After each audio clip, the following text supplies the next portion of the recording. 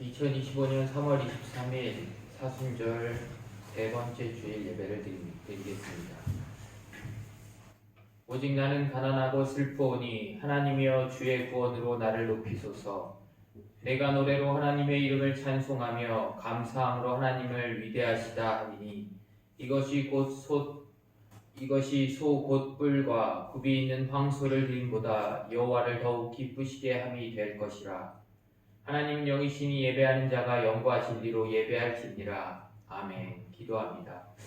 사랑과 은혜가 충만하신 하나님, 거룩한 주일에 우리를 불러주시고 감사의 마음을 담아 예배할 수 있게 하심에 감사드립니다.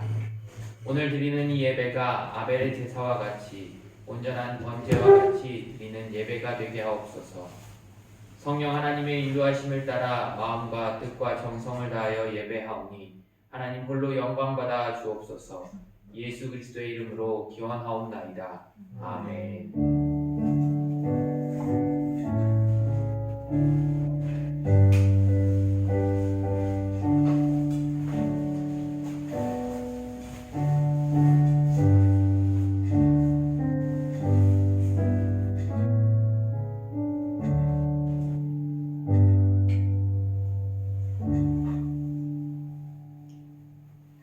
같이 축복하시면서 이 시간 너의 마음속에 찬양하시겠습니다.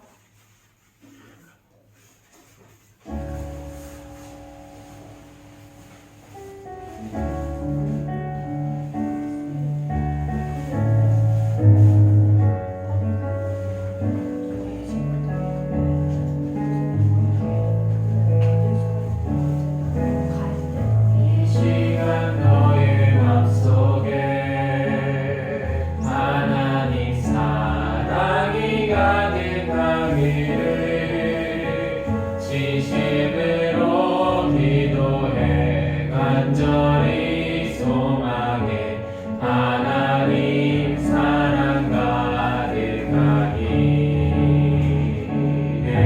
하나님은 너를 사랑해 얼마나 너를 사랑하시는지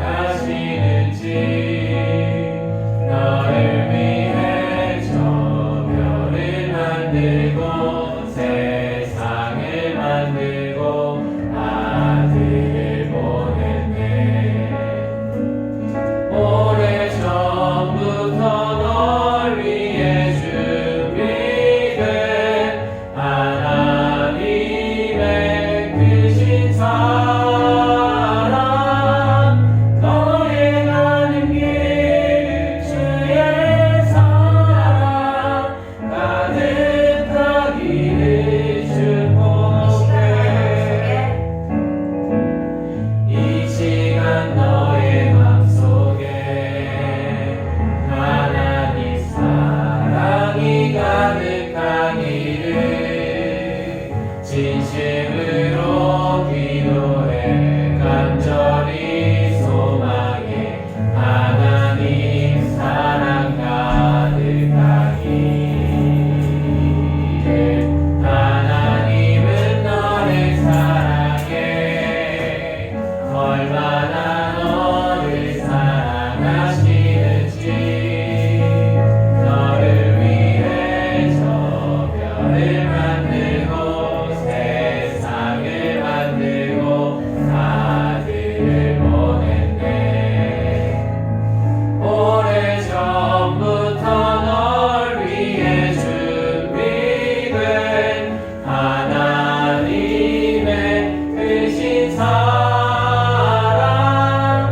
너의 가는 길 주의 사랑 가득하기를 축복해.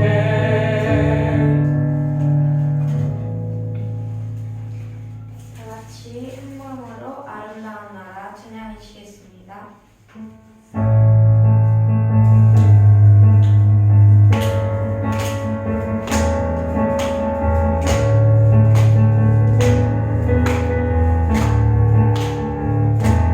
그가 우리를 향해 걸으신다. 자랑스러운 백성들아 새 옷을 입고 기뻐하라.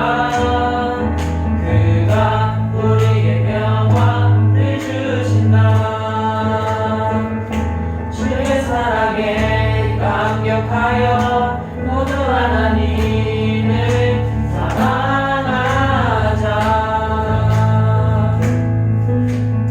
하늘 건너 속에서 보았던 평화의 땅, 아버지가 널 보시고 함께 계시는 아름다운 나라, 그곳에서 새싹처럼 돋아나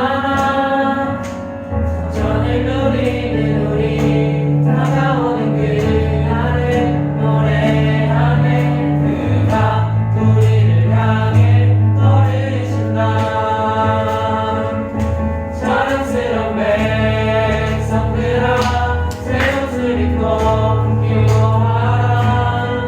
그가 우리에게 평화를 주신다.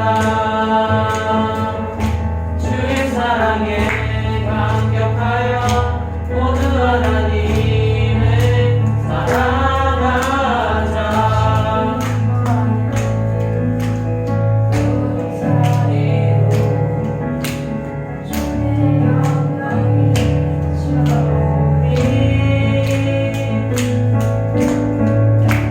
진실한 주의 사랑과 그의 약속이 우리의 삶에 포도시네.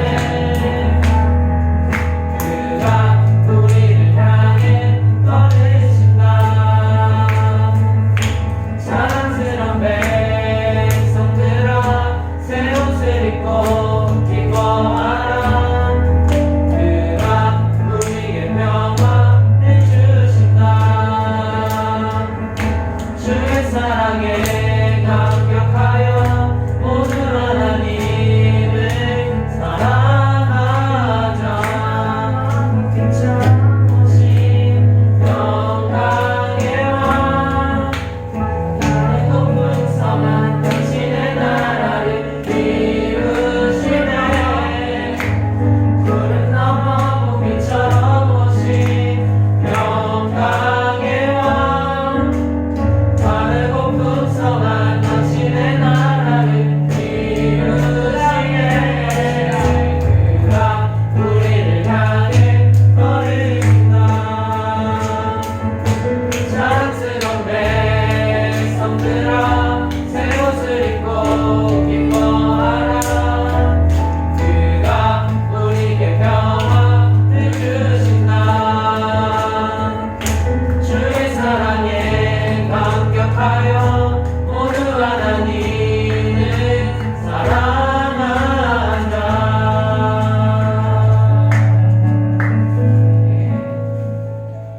왕 되신 주님을 생각하며 다 같이 예수 우리 왕이여 찬양하시겠습니다.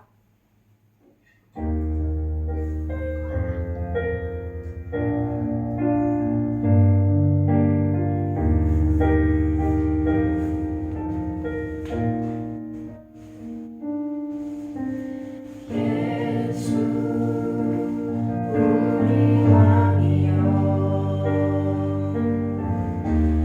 이곳에 오소서. 보좌로 주여 임하사 찬양을 받아주소서. 주님을 찬양하오니 주님을 경배하오니 왕이신 예수여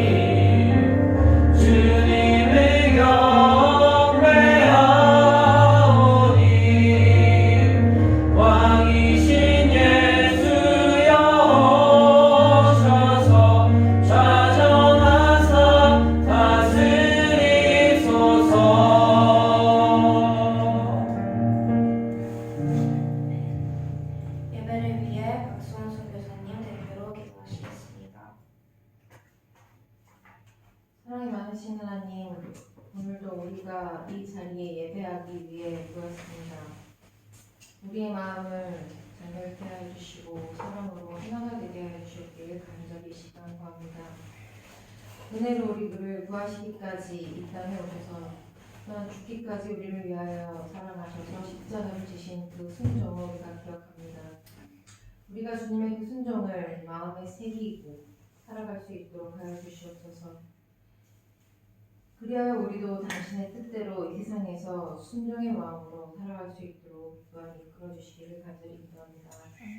이 시간 우리 마음에 아픔이나 슬픔이 있다면 주님 어루만져 주시고 우리 육신의 약함도 주님 안에서 강함으로 사용되게 하여 주시옵소서. 우리는 약하나 주님은 그 모든 것을 하시고 또 그 약함마저 들어 쓰시는 주이심을 믿습니다. 작은 인원이 모여 예배하지만 두세 사람이 모인 곳에 함께 하시는 주님, 이 자리에 함께 하심을 알고 또한 감사를 드립니다. 이 시간 말씀을 통하여 새롭게 되고 또 힘을 얻어 나아갈 수 있도록 하여 주시옵소서. 우리가 듣는 이 말씀이 그저 지나가는 말씀이 아니라 우리의 마음 깊이 새겨지는 말씀이, 생명이 있는 말씀이 되기를 간절히 기도합니다. 생명이 있는 하나님의 말씀을 믿습니다. 그리고 우리에게 생명을 주시는 당신에게 영광과 찬양을 올려드립니다. 이 시간 주님 함께 해주심을 믿으며 또한 저희의 마음속에 하나님의 은혜가 가득하기를 간절히 바랍니다. 이 모든 말씀 감사드리며 예수님의 이름으로 기도했습니다. 아멘.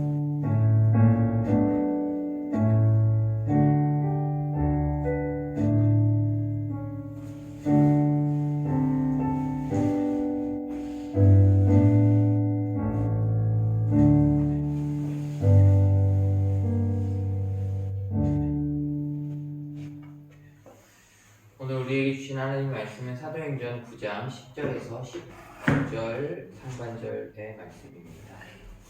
사도행전 9장 10절에서 19절 상반절의 말씀을 다 함께 교독하도록 하겠습니다. 기록된 하나님의 말씀입니다. 그때 다메섹에 아나니아라 하는 제자가 있더니 주께서 환상 중에 불러 이르시되 아나니아야 하시거늘 대답하되 주여 내가 여기 있나이다 하니 주께서 이르시되 일어나 집가라 하는 거리로 와서 유다의 집에서 다소 사람 사울이라 하는 사람을 찾으라. 그가 기도하는 중이니라. 그가 아나니아라 하는 사람이 들어와서 자기에게 안수하여 다시 보게 하는 것을 보았느니라 하시거늘 아나니아가 대답하되 주여 이 사람을 대하여 내가 여러 사람에게 듣사온즉 그가 예루살렘에서 주의 성도에게 적지 않은 해를 끼쳤다 하더니 여기서도 주의 이름을 부르는 모든 사람을 결박할 권한은 대제사장들에게서 받았나이다 하거늘 주께서 이르시되 가라 이 사람은 내 이름을 이방인과 임금들과 이스라엘 자손들에게 전하기 위하여 택한 나의 그릇이라. 그가 내 이름을 위하여 얼마나 고난을 받아야 할 것을 내가 그에게 보이리라 하시니 아나니아가 떠나 그 집에 들어가서 그에게 안수하여 이르되 형제 사울아 주 곧 내가 오는 길에서 나타나셨던 예수께서 나를 보내어 너로 다시 보게 하시고 성령으로 충만하게 하신다 하니 즉시 사울의 눈에서 비늘 같은 것이 벗어져 다시 보게 된지라 일어나 세례를 받고 함께 있으며 음식을 먹으며 강건하여 지니라. 아멘. 기도합니다. 사랑의 하나님 아버지 감사합니다. 거룩한 주일 주님 전에 나와 예배하게 하시고 또한 주님께 영광 돌리게 하신 너무나도 감사드립니다.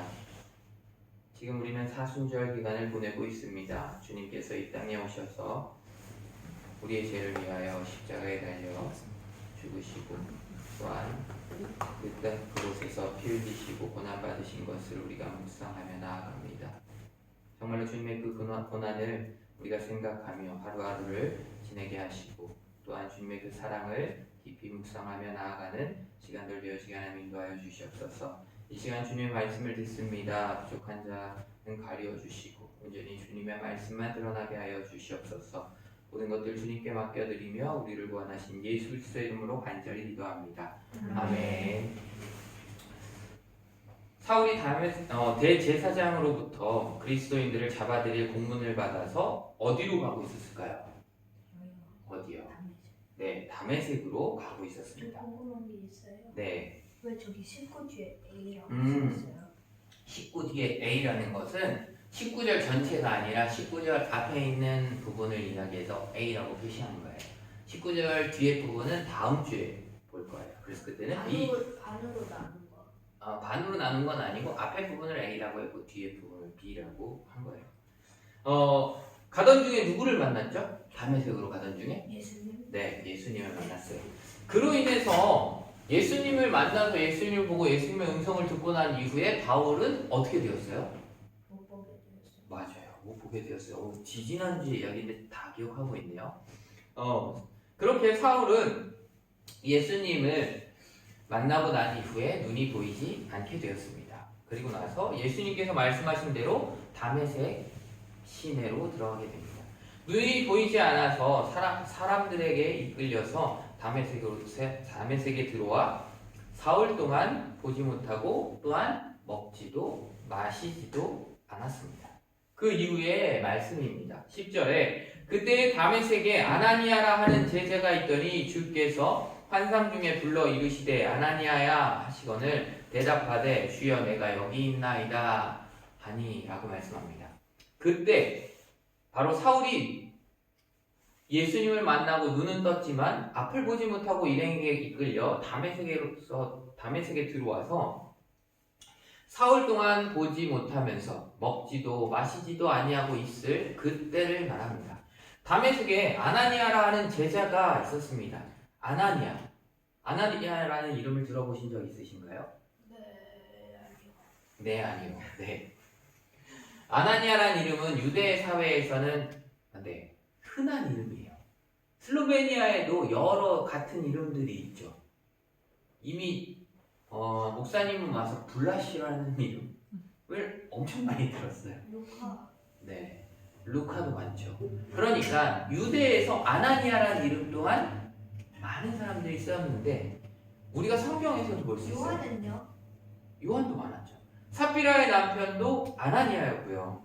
바울을 신문했던 대제사장의 이름도 아나니아였어요.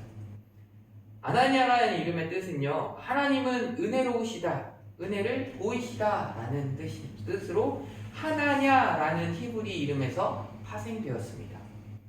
이 사람은 사도행전 22장 12절에요.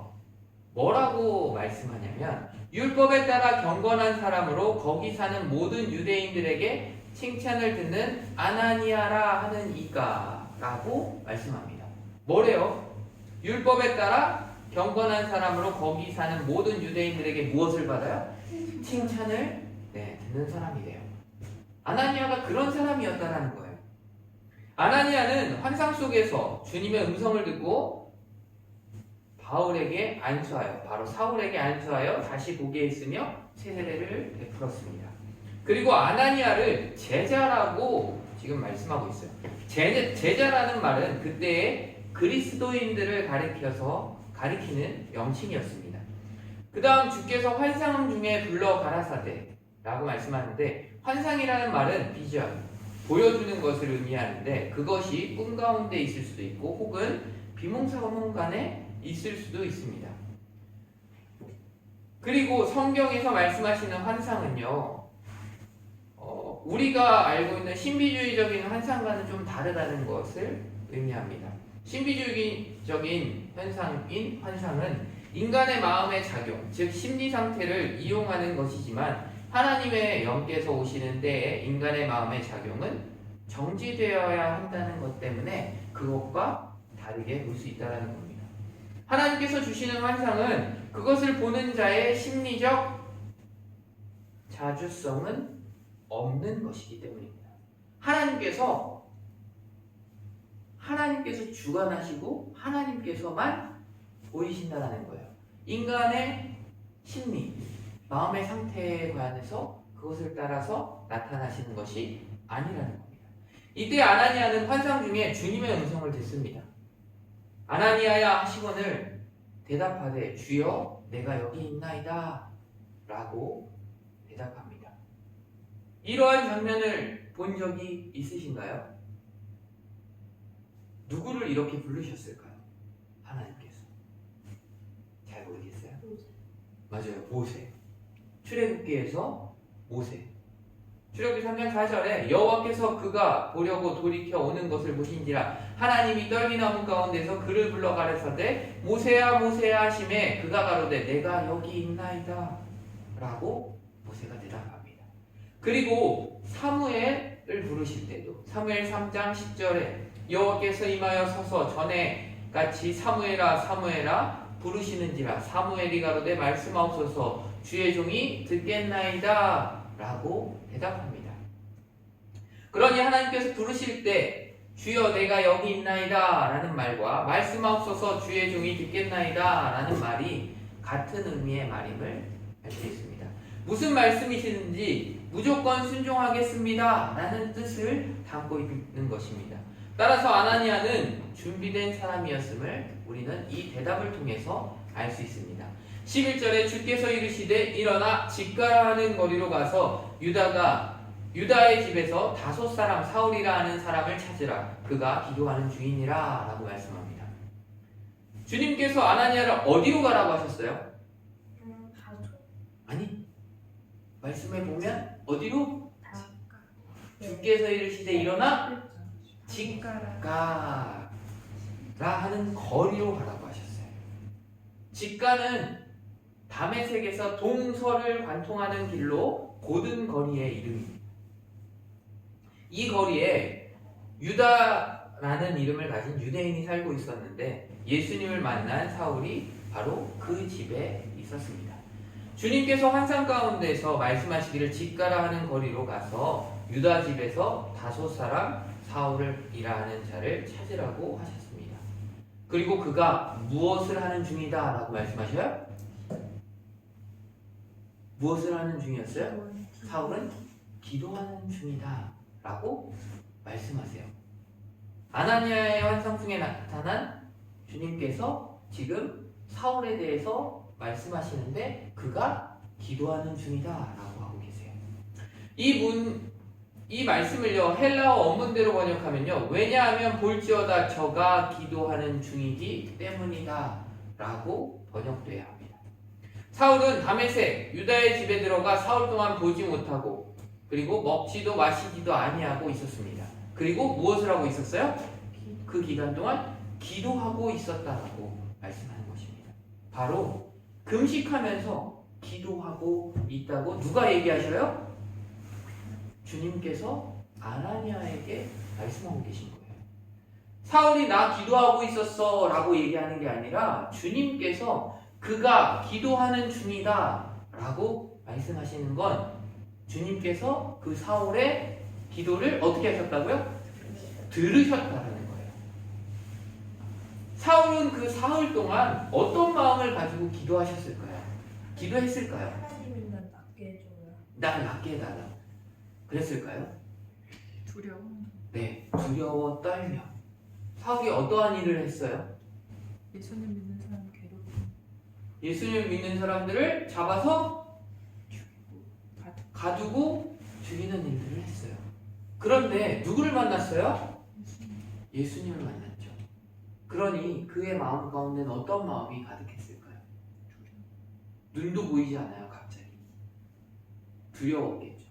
그러니 자기가 했던 일들이 떠오르면서 오히려 만난 그 예수님께 나의 죄를 용서해달라는 기도를 하고 있었을 것입니다. 그러니 그 기도를 지금 그 예수님께서 어떻게 하셨다는 거예요? 들으셨다는 거예요.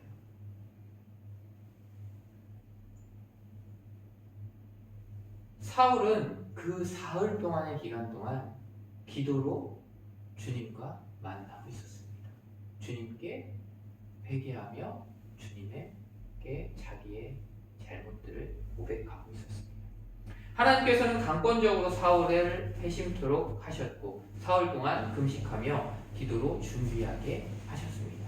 그렇다고 해서 사울이 바로 유능한 선교사가 되었을까요? 아닙니다. 사울이 다메섹에서 전도하다가 어떤 일이 있었냐면 유대인들의 반대로 인해 도망을 갑니다. 어디로 가냐면 바로 아라비아로 가게 됩니다. 그곳에 가서 또 자신을 주님과 자기가 준비되기 위해서 주님께 기도하고 그러한 기간들을 갖게 됩니다. 다메섹으로 돌아와 3년 만에 예루살렘으로 올라가 베드로와 예수님의 형제 야고보를 만났으나 헬라파 유대인들의 반대로 또한 그곳에서 오래 머물 수가 없게 됩니다. 그들을 피해 고향 길리기아의 지역에서 약 10여 년간의 침묵기를 보낸 것으로 보여집니다. 그때 안디옥 교회의 목회자였던 바나바의 부름을 받고 사울은 바나바와 함께 안디옥 교회를 목회를 하게 됩니다. 바울과 같은 사람도 사도로서 준비의 기간이 짧은 것이 아니라 이렇게 긴 기간 동안 주님께서 쓰시기 위한 준비의 기간들을 갖게 되었습니다. 그리고 고린도전서 9장 27절에 내가 내 몸을 쳐 복종하게 함은 내가 남에게 전파한 후에 자신이 도리어 버림을 당할까 두려워함이로다 라고 말씀합니다. 고린도전서에 기록하면서 무엇이라고 기록하였냐면 내가 예수 그리스도를 전하고 난 후에 도리어 내가 버림을 당할까 두려워하여 내 몸을 쳐서 주님께 복종하는 일을 했다라고 합니다. 바울은 주님께서 사용하고자 하여 바울을 택하셨고 그리고 주님의 말씀을 또한 복음을 전하며 나아갔습니다. 하지만 그 복음을 전하는 과정 가운데서도 자신을 끊임없이 쳐서 주님의 말씀에 복종하는 일을 계속해서 했다라는 겁니다. 그리고 금식하였다라는 것에 우리는 너무나도 큰 의미를 두어서는 안 됩니다. 금식의 능력이 있다라고 생각하는 분들이 있어서 실은 뭔가를 놓고 기도할 때 내가 금식하며 기도해야겠다라는 생각을 갖는 분들이 많이 있습니다. 금식 자체에 능력이 있을까요? 다니야, 금식해 본 적 있어? 아니요. 없어? 금식하면 어떨 것 같아? 배고플 것 같아. 금식 자체에 능력이 있다면 그러면 금식만 하는 것으로 어떠한 일이 일어날까요? 밥을 안 먹는 것만으로? 살 빠져. 그치, 살은 빠지지. 하지만 어떠한 능력이 나타나거나 그러지는 않는다는 거예요.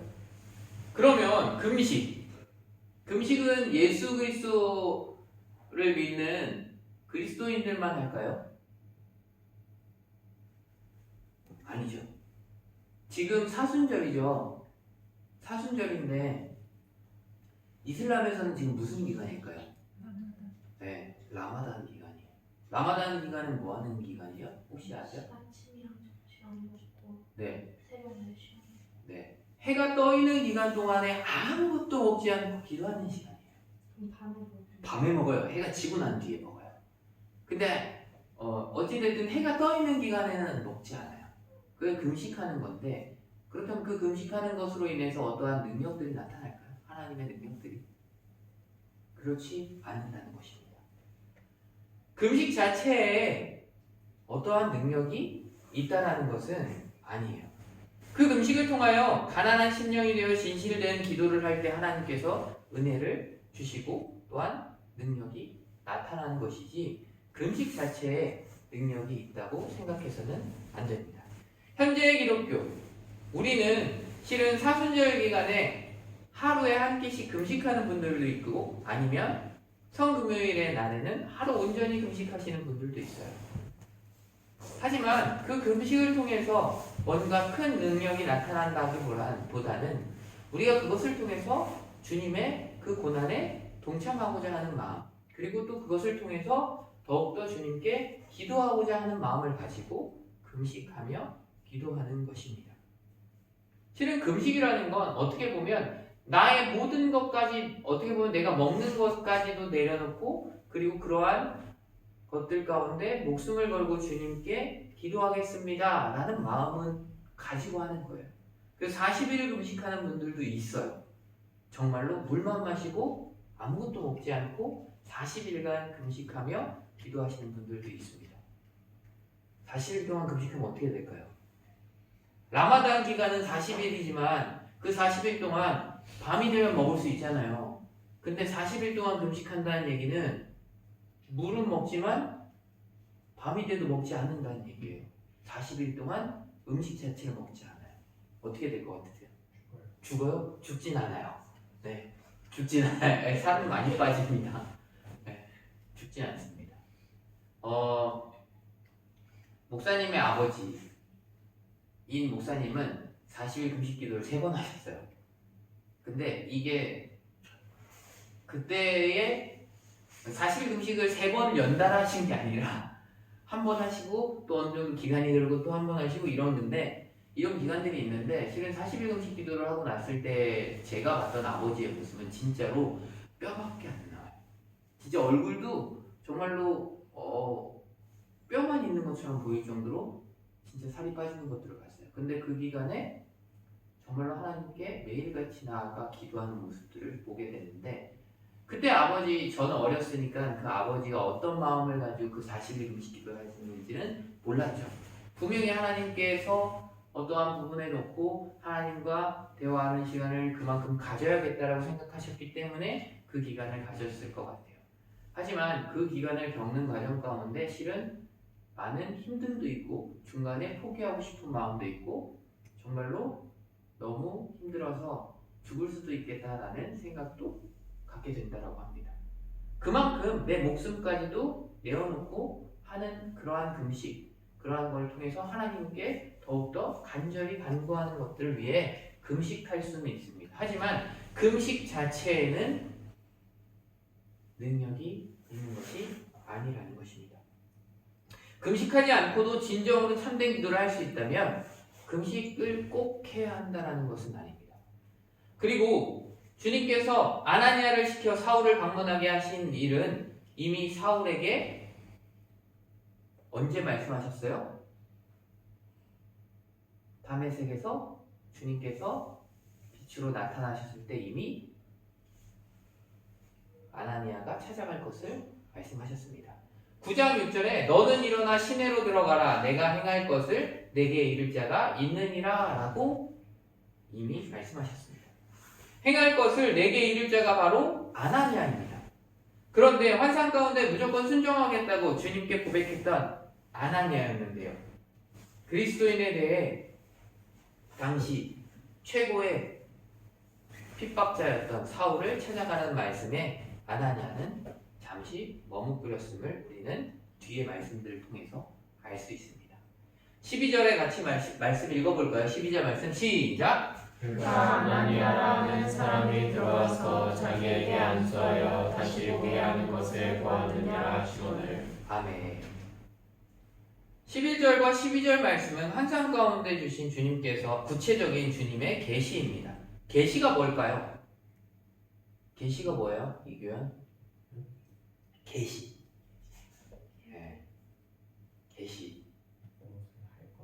무엇을 할 거다. 네. 계획. 네. 사람의 지혜로서는 알 수 없는 진리를 신이 가르쳐 알게 함이라는 뜻이에요. 그러니까 미리 보여주시는 것들을 말씀하는 거예요. 사울이 아나니아라는 사람이 들어와 자기에게 안수하여 다시 보게 한다는 것을 보았다고 말씀해요. 이것은 아나니아가 자신을 찾아와 안수하여 다시 보게 된다는 것에 대하여 주님께서 이미 사울에게 어떻게 하신 거예요?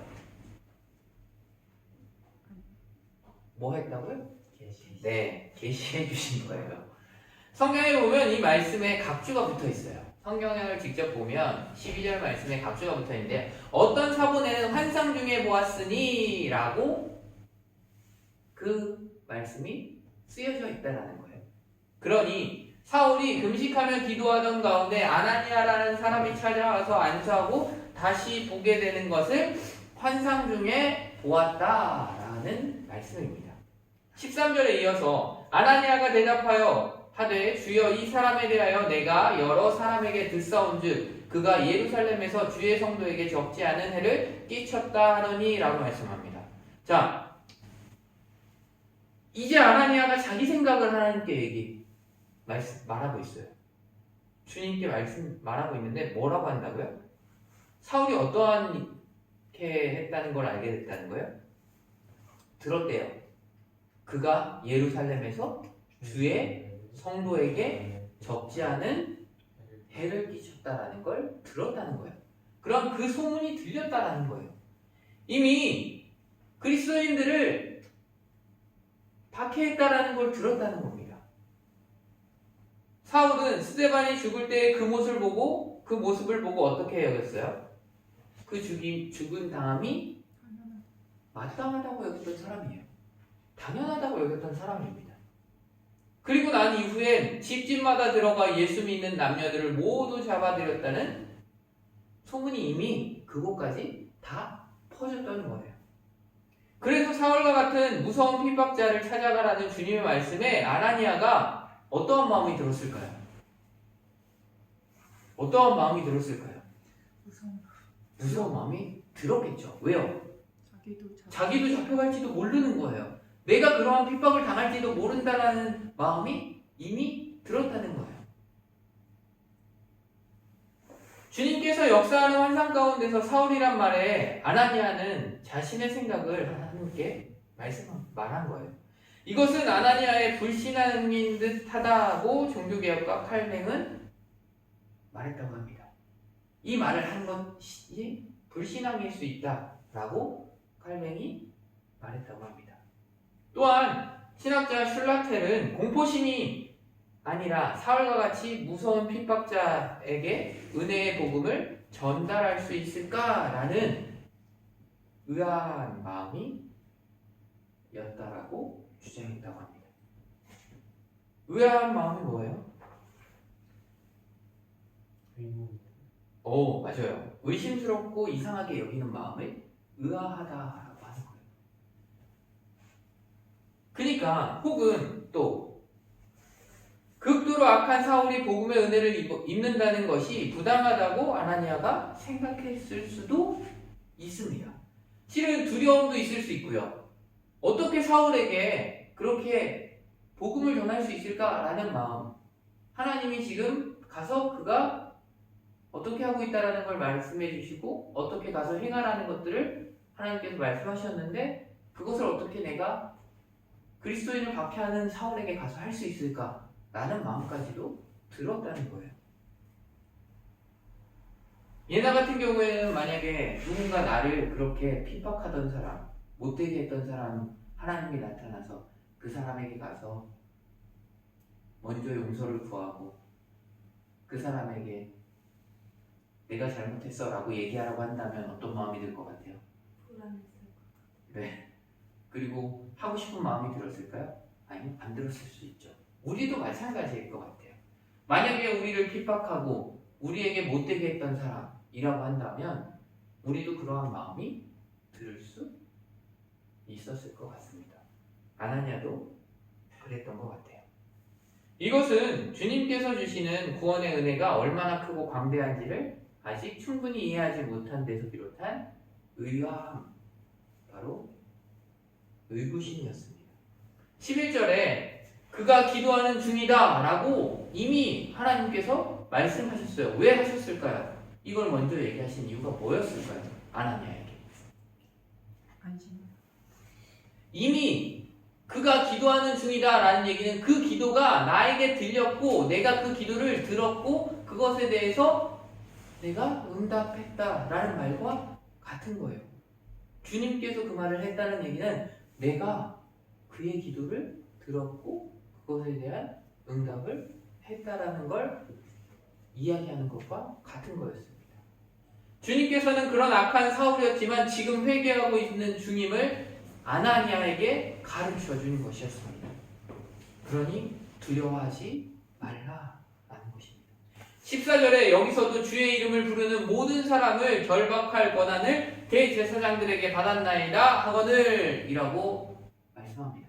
누가 얘기해요? 아나니아가 지금 사울이 이곳에서도 모든 사람을 결박한 권한을 대제사장에서 받아서 왔다라는 것을 하나님께 이야기하고 있습니다. 아나니아는 주님의 명령이시니 가기는 가야 하겠는데 지금 사정이 이러하다라고 말씀드린 것입니다.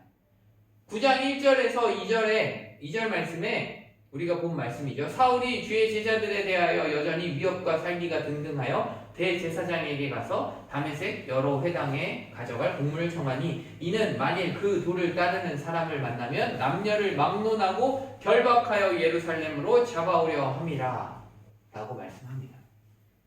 그래서 아나니아는 여기서도 다메섹에서도 주님의 이름을 부르는 모든 자를, 예수를 믿는 모든 자들을 결박할 권한을 지금 대제사장으로부터 받아서 사울이 왔다라고 주님께 말하고 있습니다. 주님께서는 환상 가운데 사울은 아나니아 내가 와서 안수하여 다시 보게 할 것을 다 알고 있다라고 분명히 12절에서 말씀하셨습니다.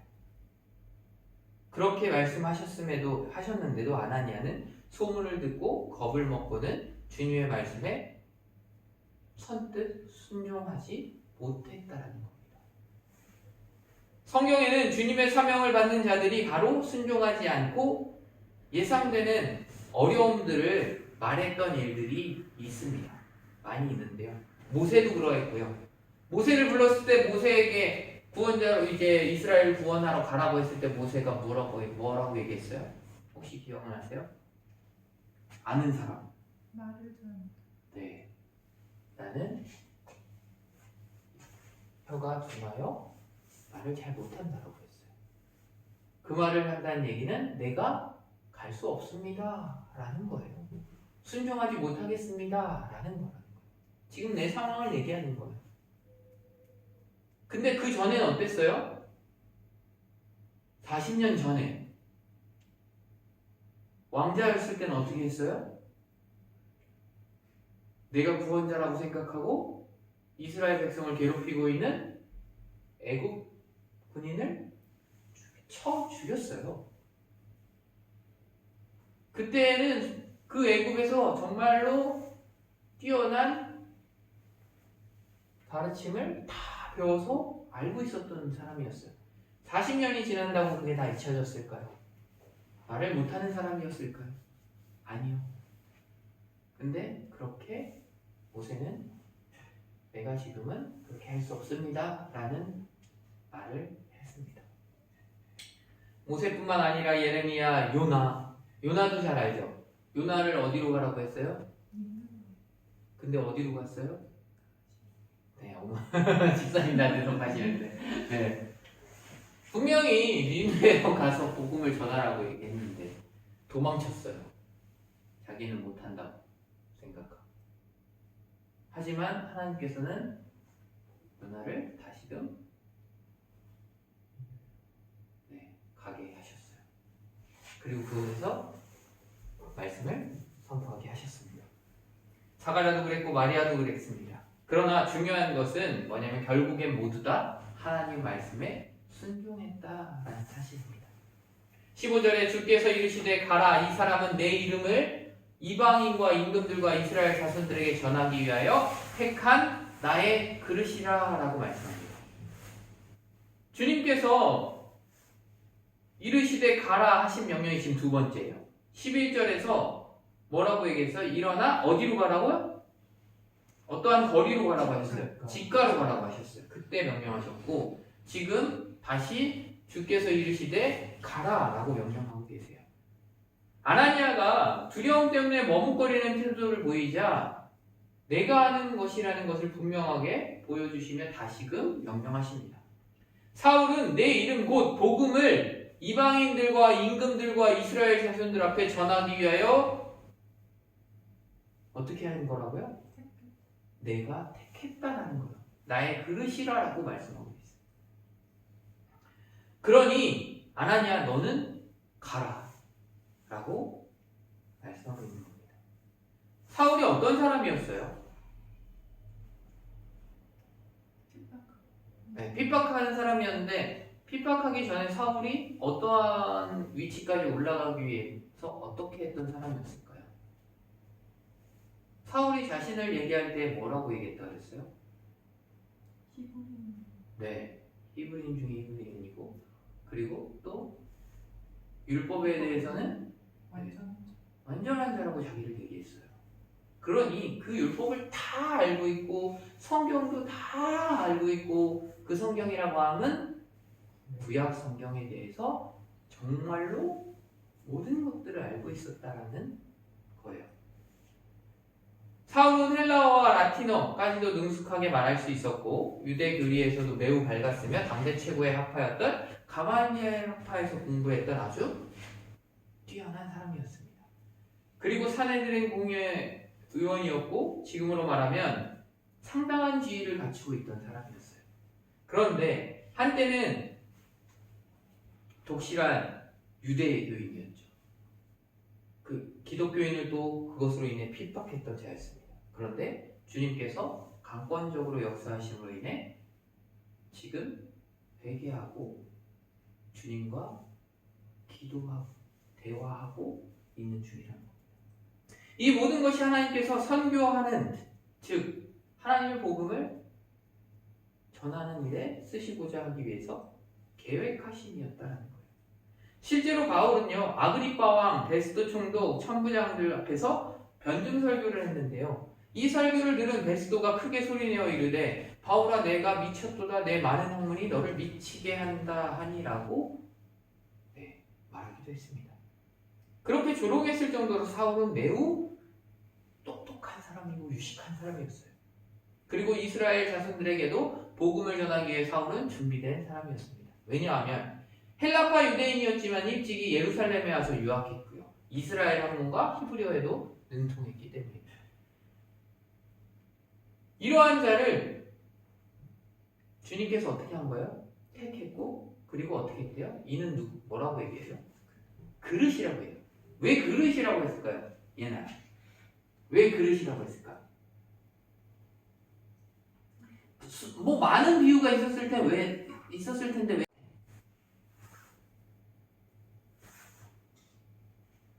이든이 왜 그릇이라고 했을까요? 그릇이라고 비유한 데는 분명한 이유가 있을 것 같은데 왜 그릇이라고 했을까? 잘 모르겠어요. 표현이. 네. 그릇은 어떻게 만들어져요? 그릇은 어떻게 만들어져요? 빚는 게 뭐예요? 만드는 거. 네. 원래 그릇을 만들기 전에 재료는 뭐예요? 네, 진흙이에요. 그거를 물레에다 놓고 돌리면서 그릇의 모양을 만들어서 그것을 불에다가 구워내는 게 그릇이에요. 그릇에 비유하는 것인데요. 이건 뭐냐면요. 이사야서 64장 8절에 뭐라고 말씀하냐면, 이제 주는 우리 아버지시니이다. 우리는 진흙이요 주는 토기장이시니 우리는 다 주의 손으로 지으신 것이니이다 라고 말씀합니다. 이 얘기는 무슨 말이에요? 사울이 그릇이라고 표현된 건 누가 만들었다는 얘기예요? 하나님이 만드셨다는 거예요. 하나님께서 빚으셨다는 거예요. 그러니 사울이 지금까지 이렇게까지 오게 된 데 있어서 사울이 스스로 공부하고 그러한 것들을 잘 익혔던 게 아니라 하나님께서 어떻게 하신 거예요? 만드셨다라는 거예요.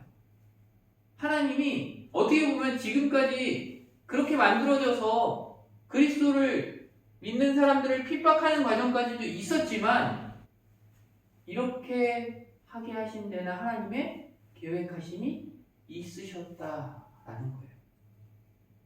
하나님께서는 사울을 쓰시기 위해 직접 손으로 빚으셨다라는 거예요. 만드셨다라는 거예요.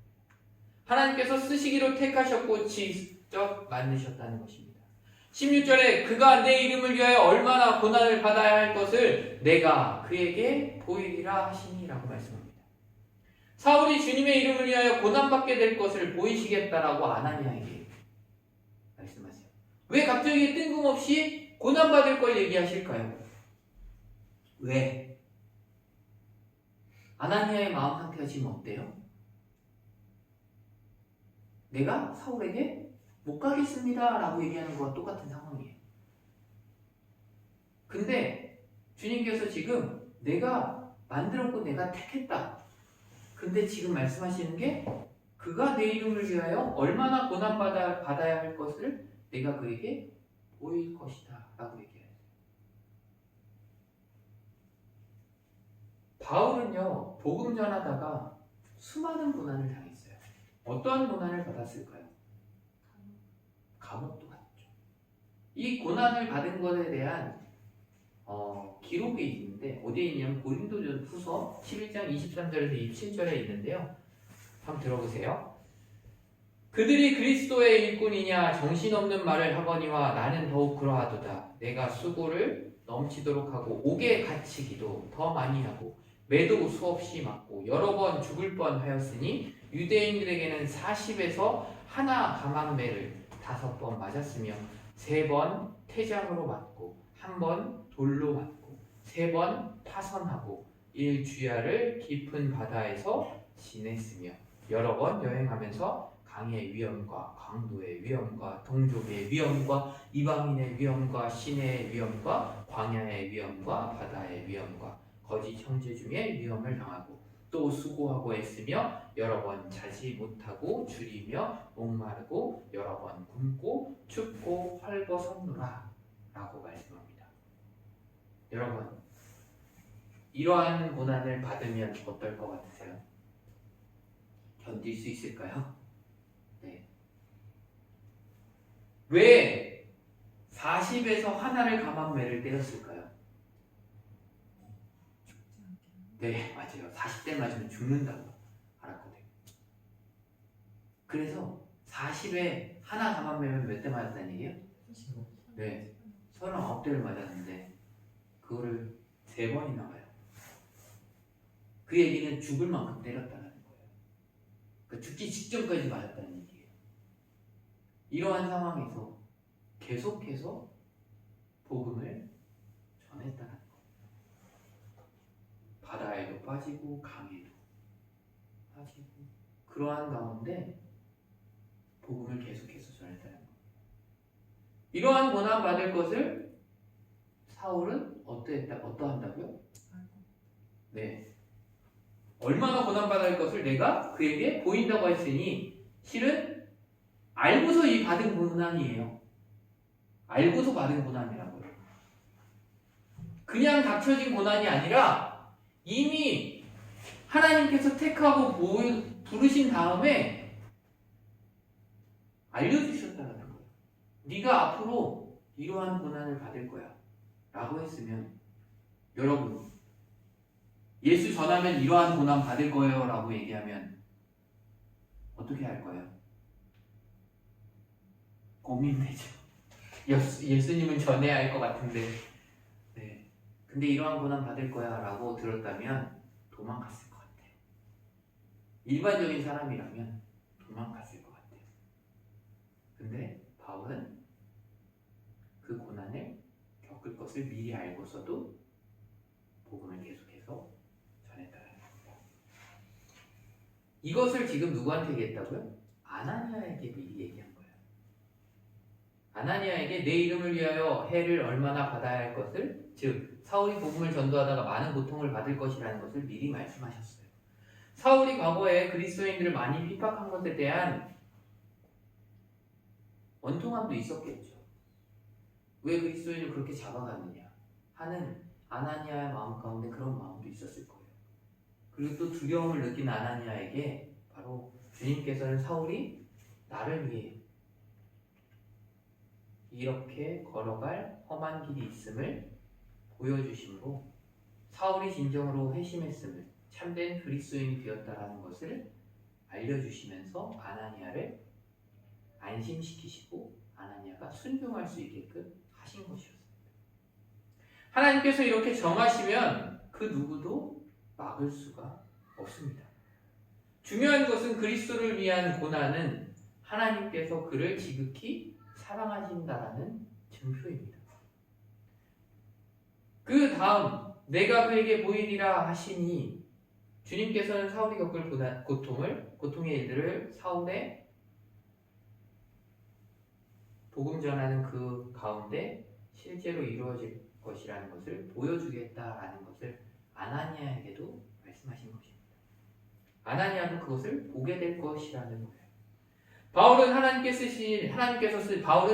쓰신 놀라운 그릇이었지만 고통도 고난도 많이 받게 될 것이라고 말씀하신 것입니다. 예수님께서는 내 십자가를 지고 나를 따르라 라고 말씀하셨어요. 우리는 주님을 믿으면 좋은 일만 가득할 거라고 생각하기도 합니다. 하지만 우리에게 그 영광만이 있다라고 생각하면 안 됩니다. 예수님을 믿고 따르는 것은 그 안에 주님을 위해 받을 고난이 있음을 우리는 기억해야 합니다. 우리에게는 항상 좋은 일만 가득할 거야가 아니라 주님으로 인해, 주님을 전함으로 인해 받을 고난들이 우리에게는 이미 있을 것이라는 것을 생각해야 한다는 겁니다. 17절에 아나니아가 떠나 그 집에 들어가서 그에게 안수하여 이르되 형제 사울아 주 곧 내가 오는 길에서 나타나셨던 예수께서 나를 보내어 너로 다시 보게 하시고 성령으로 충만하게 하신다 하니 라고 말씀합니다. 대부분의 사람들은 사울이 아나니아에게 안수받고 눈이 떴다라고 간단하게만 알고 있습니다. 근데 아나니아가 주님의 말씀을 듣고 순종하기까지에는 이러한 앞의 과정들이 있다는 것을 우리는 기억해야 합니다. 결국 아나니아가 주님의 말씀에 순종하여 자기가 있던 곳을 떠나 직가에 있는 유다의 집으로 갔고 그리고 사울에게 안수합니다. 사울은 주님께서 아나니아가 올 것을 미리 말씀해 주셨기에 아무런 의심 없이 안수를 받습니다. 안수가 뭐예요? 예나? 세례? 세례하고 조금 달라요. 안수가 뭘까요? 네. 어떻게 보면 머리에 손을 얹는 거 라고 생각하면 돼요. 안수라는 건 실은 왕을 세울 때 머리에 기름을 부었어요. 그리고 또 예수님을 믿는 사람들 이제 믿겠다라고 고백하고 한 사람에게 안수하여서 성령 충만하게 하였던 일들도 그 전에 우리가 보았어요. 어디서? 사마리아에 누가 갔죠? 두 사람? 빌립이 복음을 전하고 예수님을 믿는 사람들이 많아졌는데 성령 충만함을 받게 하기 위해 누가 갔어요? 두 사람? 예루살렘에 있던 베드로와 요한이 갔죠. 네. 거기에 가서 안수하자 그들이 어떻게 됐어요? 성령 충만을 받았어요. 안수라는 건요, 말 그대로 주님께서 주의 종을 통하여 은혜를 직접 주신다는 표로 하는 행위입니다. 누구를 통해요? 주의 종을 통하여서. 누가 주시는 거라고요? 주님께서. 그러니 안수하는 자에게 능력이 있는 것이 아니라 누구에게 있는 거예요? 하나님에게 있는 거예요. 아나니아가 안수하면서 말하기를 형제 사울아 라고 했어요. 원수 같았고 심히 무서웠던 사울이 이제는 뭐라고 불려져요? 형제라고 불려져요. 그 말은 주님의 말씀을 믿고 순종하고 있다는 거예요. 그리고 다메섹 도상에서 내게 나타나셨던 예수님께서 나를 너에게 보내셔서 너의 눈을 뜨게 하시고 성령 충만함을 받게 하신다는 말을 합니다. 여기서 아나니아는 보게 하고 라고 하지 않고 뭐라고 해요? 보게 하시고 그리고 난 다음에 성령 충만하게 하여 라고 하지 아니하시고 뭐라고요? 네. 그럼 누가 하는 거예요? 네, 아나니아가 하게 하는 게 아니라 주님께서 하신다라는 거예요. 이것은 자기가 그렇게 한다는 것이 아니라 바로 주님께서 그렇게 하신다라는 것을 분명하게 밝히고 있는 거예요. 하나님의 말씀을 전하는 사람은 반드시 이렇게 해야 합니다. 내가 하는 게 아니라 하나님께서 하시는 거라는 거예요. 모든 일이 내가 하는 것이 아니라 바로 하나님께서 하심을 우리도 고백해야 합니다. 사울은 주님을 믿은 지 3일 만에 성령 충만함을 받아요. 사울은 근데 사울이 사흘 동안에 어떠한 시간을 가졌어요? 자신의 죄를 주님께 다 고백하는 시간들을 가졌어요. 그리고 나서 아나니아가 와서 안수하고 세례를 받고 그리고 난 이후에 성령 충만을 받습니다. 모든 사람들이 이렇게 빠르게 성령 충만함을 받지 않아요. 네, 받지 않습니다. 아나니아는 사울의 선도자였어요. 선도자가 뭘까요? 앞에 서서 인도하는 사람이라는 뜻이에요. 따라서 아나니아를 비록 드러나지는 않는 작은 자였지만 위대한 사도 바울을 세우는데 주님께서 사용한 사람이에요. 아나니아가 바로 주님께 사용되신 겁니다. 누구를 세우는데? 네, 바울을 세우는데. 그리고 안수하고 사울이 다시 보게 되고 성령 충만하게 되는 것은 안수 자체에 능력이 있어서가 아니라는 것을 분명하게 우리는 기억하고 있어야 돼요. 하나님께서 사울을 사랑하셔서 은혜 베풀어 주신 것에 대한 증표로 안수하신 것입니다. 다시 말해서 안수의 행위에 능력이 있는 것이 아니라 아나니아를 사울에게 보내신 목적대로 주님께서 능력을 보이시고 계획하심을 이루실 것이라는 말씀입니다. 18절에 즉시 사울의 눈에서 비늘 같은 것이 벗겨져 다시 보게 된지라 일어나 세례를 받고 라고 말씀합니다. 사울의 눈이 안 보였는데 안수를 받고 나니까 어떻게 됐어요? 성령 충만함을 받고 나니까 눈에서 뭐가 벗겨졌대요? 비늘이 왜 벗겨졌을까요? 비늘이 뭐예요? 비늘이 뭔지 잘 모르겠어요. 이게 뭐냐면 헬라어로 이 비늘이라는 거 하는 것은요 의학적으로 사용되는 용어예요. 그러니까 이 용어를 아무나 쓰는 걸까요? 이 의학적인 용어를 알고 있었다라는 거죠. 누가는 지금. 누가는 어떤 사람이었어요?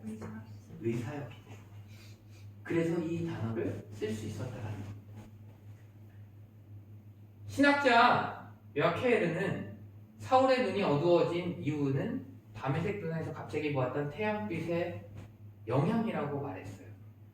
근데 잘 생각해보면 만일 그렇다면 그 영향이 사흘 동안이나 계속될 수 있을까요? 어떻게 생각하세요? 태양을 오래 쳐다본 적 있으세요? 어때요? 눈이 어때요? 그러면? 아파요? 아파요? 막 눈이 갑자기 거뭇거뭇하게 막 이렇게 막 반짝반짝거리는 이런 느낌들이 남지 않으세요? 그런 게 남지만 눈이 안 잠깐 그런 현상들이 있긴 하지만 계속 눈이 안 보이거나 그런 적 있으세요? 없죠. 그러니까 사흘 동안 지속될 수 없다라는 겁니다. 태양의 빛을 보면 일시적으로 눈이 조금 잘 안 보일 수는 있지만 사흘 동안이나 그렇게 되는 경우는 없기 때문입니다. 그보다는 사울의 눈이 사흘 동안이나 어두웠던 것은 하나님께서 초자연적으로 역사하셔서 그렇게 되었다고 생각하는 것이 맞습니다. 비늘 같은 것이 눈에서 벗겨져서 다시 보게 된지라 다시 보게 되었고 일어나 그리고 난 이후에 무엇을 했어요? 세례를 받아요. 제일 먼저. 실은 다시 보게 되면 어떤 느낌일 것 같아요? 네, 내가 사흘 동안 못 보다가 갑자기 눈을 딱 앞이 갑자기 보이기 시작했어요. 그러면 신기하겠죠 막. 근데 그러면은 안 보이던 것을 보이니까 막 이제는 살았다 막 이런 느낌들을 가지고 뭔가를 했을 것 같은데 가장 먼저 한 게 세례를 받게 돼요. 바로 새 사람이 되었다는 증거로 세례를 먼저 받게 됩니다. 사울은 후련히 나타난 빛으로 인해 땅바닥에 엎드려졌던 것이 죄에 대한 심판을 의미한다면 일어난 것은 눈을 뜨고 일어나는 것은 부활하신 그리스도의 승리를 의미한다고 신학자들은 해석합니다. 따라서 할례를 자랑했던 바리새인이던 사울이 세례를 받은 것은 이때의 전적으로 성령님의 인도에 순종하여 찾아온 아나니아의 집례로 받게 된 것이고 그 세례는 물 세례였으나 사실은 성령 세례였다는 것을 우리는 알 수 있습니다. 19절 마지막 말씀 보겠습니다. 음식을 먹음에 강건하여지니라 라고 말씀합니다. 자, 기적적으로 실은 눈을 뜬 거죠. 어떠한 의술을 통해서 눈을 떴나요? 아니죠. 안수하니까 눈이 띄어졌어요. 보게 됐어요. 근데 강건하여지는 건 뭐라고요? 돼 있어요? 음식을 먹음에 강건하여졌다고 얘기해요. 그냥 안수받고 성령 충만해지고 세례를 받았으니까 갑자기 기운이 나서 막 이렇게 됐다고 될 수도 있었겠죠. 하나님 그렇게 하실 수도 있는 분인데 하나님이 여기서 뭐라고 얘기하세요? 음식을 먹음에 라고 얘기하세요. 기적적으로 강건해진 것이 아니라 음식을 먹음에 강건하여지니라고 말씀합니다. 때로는 하나님께서 기적적으로 강하게 만들어 주실 때도 있지만 하나님께서 정하신 섭리를 따름이 정상적이라는 부분들을 이곳에서 말씀하시는 거예요. 자, 우리가 음식을 먹으면 안 먹으면 어떻게 돼요? 힘들어요. 힘이 없어져요. 근데 계속 안 먹으면 어떻게 돼요? 죽어요. 네, 죽겠죠. 근데 음식을 먹으면 어떻게 돼요? 다시금 우리가 힘이 생기고 그런 것들을 하게 됩니다.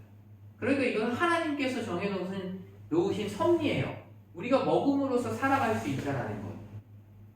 근데 하나님께서는 이러한 섭리를 뒤로 하고도 기적적으로 그러한 것들을 만드실 수 있는 분이에요. 하지만 여기에는 지금 말씀하신 게 음식을 먹음에 강건해진다고 해요. 자, 여기에 학생들이 많은데 예를 들어서 공부를 안 했어요. 안 했는데 시험 때가 돼서 하나님 좋은 성적 받게 해주세요 기도하면 어떻게 돼요? 네. 그러고서 시험지를 딱 받아보는 순간 몰래 공부 안 했는데 막 떠오르나요? 번호 여기 이거는 뭐고 이건 뭐고 그래요? 아니죠. 하나님의 섭리는 어떠한 거예요? 그러면 시험이 있다면 우리가 열심히 공부하고 그리고 난 다음에 어떻게 해야 돼요? 기도하겠죠? 하나님 내가 공부하는 것들이 잘 생각나고 이 시험들을 잘 풀어갈 수 있게 해달라고 기도하겠죠. 그때 실은 하나님께서 은혜를 베풀어 주실 수 있는 거예요. 내가 공부하지 않고 하나님 시험 잘 보게 해주세요 라고 기도한다면 그건 양심이 없어요. 네, 잘못된 거라는 겁니다. 하나님이 절대로 시험을 잘 보게 해주실 리가 없다는 겁니다. 네, 그러니 우리에게 맡겨진 것, 우리에게 주어진 것에 있어서 우리가 최선을 다하고 그 이후에 하나님께서 은혜 베풀어 주실 것을 놓고 기도해야 한다는 겁니다. 말씀을 정리합니다. 하나님께서 사울을 택하셨고 사울을 통하여 주님께서 계획하신 일을 이루어 가실 것을 아나니아에게 미리 말씀하셨습니다. 오늘 말씀을 통해 모든 것이 주님의 계획하심이었음을 우리는 알 수 있습니다. 사울을 사용하기 위해 그렇게 만드셨고 선교의 도구로 쓰셨습니다. 사울과 같이 우리의 삶 또한 마찬가지입니다. 지금 우리의 삶을 하나님께서 만드셨고 하나님께서 계획하시고 인도하고 계시다라는 겁니다. 우리가 생각할 때 도대체 하나님 어떻게 하실 거예요? 라고 생각이 들기도 하지만 하나님께서는 이미 우리에게 계획해 놓으셨고 우리를 지금 인도해 가고 계신다는 겁니다. 하나님께서는 계획하신 가운데 우리를 이끌어 가시고 하나님의 선교 가운데 우리를 사용하시고 동참시키십니다. 우리가 살아가는 모든 날이 그냥 이루어지는 것이 아니라 하나님의 계획하신 가운데 이루어지고 있음을 믿고 나아가야 합니다. 그리고 우리의 눈으로 세상을 보는 것이 아니라 주님의 눈으로 세상을 바라봐야 합니다. 온전히 우리를 통하여 주님의 계획하심을 이루어 가실 것을 기대하며 감사하며 나아가야 합니다. 우리의 계획하심 가운데에는 또한 고난이 있을 것을 우리는 알아야 합니다. 왜요? 주님을 위해서 받을 고난, 주님을 믿음으로 인해서 받을 고난이 우리에게 있음을 잊지 말아야 합니다. 그 고난은 나를 괴롭게 하기 위한 고난이 아니라 어떻게? 그 고난을 통해 주님께서 은혜 베풀고 계심을 깨닫게 하기 위함임을 우리는 알고 또한 감사할 수 있어야 합니다. 우리의 모든 삶이 주님의 계획하심 가운데 있음을 믿고 주님이 기뻐하시는 삶을 이루어가는 귀한 성도님들 되시기를 간절히 축원합니다. 기도하겠습니다. 사랑의 하나님 아버지, 우리를 택하여 주심 너무나도 감사합니다. 우리의 모든 삶을 계획하시고 인도하시고 계심을 믿고 나아가게 하여 주시옵소서. 또한 우리가 주님의 사역 가운데 사용되어지고 동참되어지는 은혜에 감사하게 하여 주시옵소서. 주님께서 보시는 것을 우리가 보게 하여 주시고 또한 주님의 이름을 위해 받는 고난을 은혜로 여기며 온전히 주님이 기뻐하시는 삶을 이루어가게 하여 주시옵소서. 모든 것 주님께 맡겨드리며 우리를 구원하신 예수 그리스도의 이름으로 간절히 기도합니다. 아멘. 말씀을 생각하시면서 찬송가 366장을 찬양하겠습니다.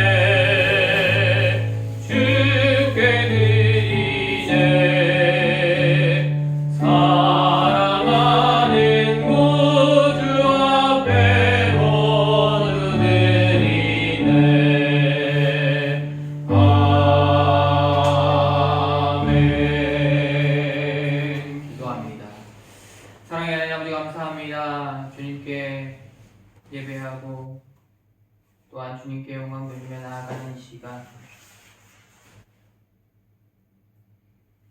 정말로 우리의 눈을 밝게 하여 주시고 정말로 주님께서 보시는 그것을 우리에게 보게 하시어 주님에게 가신 가운데 우리가 날마다 감사하며 나아가는 삶이 되어지게 하나님 인도하여 주시옵소서. 이 시간 주님께 귀한 예물 올려드립니다. 이 예물이 이 땅 가운데, 이 슬로베니아 가운데 정말로 주님을 알리고 또한 복음을 전하며 나아가는 데 사용되지 하나님 인도하여 주시고 그것으로 통하여 정말로 온전히 이 땅 가운데 주님을 모르는, 주님을 잊어버린 그 사람들이 주님을 알고 주님께로 나오는 역사가 있게 하나님 인도하여 주시옵소서. 예물들이 속죄들 가운데 주님 복을 더하여 주시고 그들의 삶 가운데 함께하여 주셔서 정말로 주님께서 그들의 삶을 가장 좋은 길로 인도하고 계시며 눈으로 보게 하시고 감사함으로 고백하며 나아가는 삶이 되어지게 하나님 인도하여 주시옵소서. 갖고 있는 기도의 제목들 주님 응답하여 주시고 정말로 그것으로 인해 주님께 감사하며 나아가는 삶이 되어지게 하나님 인도하여 주시옵소서. 모든 것 주님께 맡겨드리며 우리를 구원하신 예수 그리스도의 이름으로 간절히 기도합니다. 아멘.